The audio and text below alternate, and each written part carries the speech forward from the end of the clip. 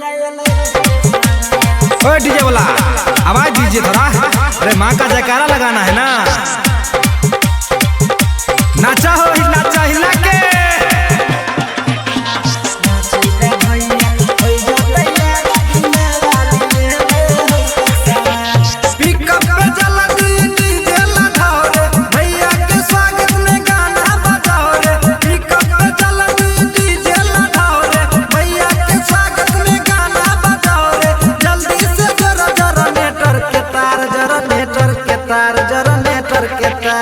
नाचले भैया हो जो तैयार बिना वाली ले हमसे सारा। नाचले भैया हो जो तैयार सरस्वती मैया ले हमसे सारा।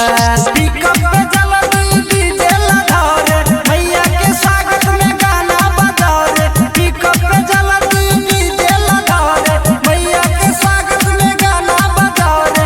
जल्दी से जरा जरा नेटर के तार जरा नेटर के तार जरा नेटर के तार।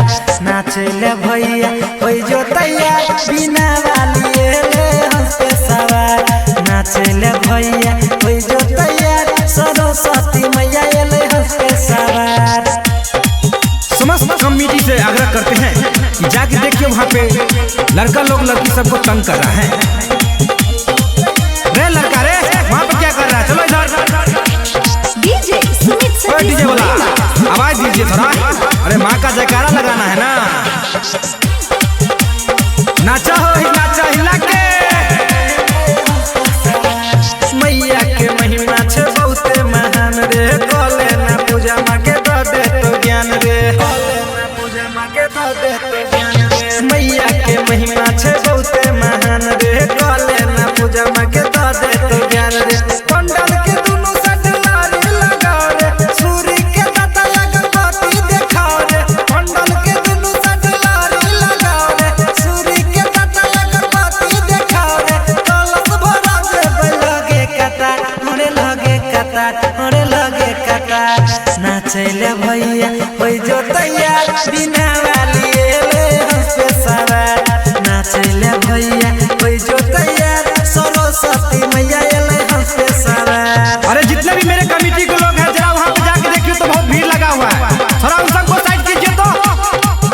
अरे कलश वाली को जाने में दिक्कत हो रहा है ना। अरे डीजे वाला थोड़ा गाड़ी आगे कीजिए। बेस बढ़ाइए बेस बहुत कम आ रहा है। और आवाज दीजिए डीजे का। कोई लड़का लोग इधर सुधर नहीं करेगा। पूजा का आनंद उठाइए और शांतिपूर्वक बनाए रखे। सजल पंडाल देखी जगमग करे छे। मैया के अंगना में भीड़ लगल छे। मैया के अंगना में भीड़ लगल छे। सजल पंडाल देखी जगमग करे छे। मैया के अंगना में भीड़ लगल छे। बिट्टू यादव के गाना बजाओ रे। झूम झूम के जयकारा लगाओ रे। बिट्टू यादव के गाना बजाओ रे। झूम झूम के जयकारा लगाओ रे। सरस्वती मैया खोल तो कपार अरे खोल तो कपार अरे खोल तो कपार। नाचले भैया हो जो तैयार बिना वाली ले हमसे सवार। नाचले भैया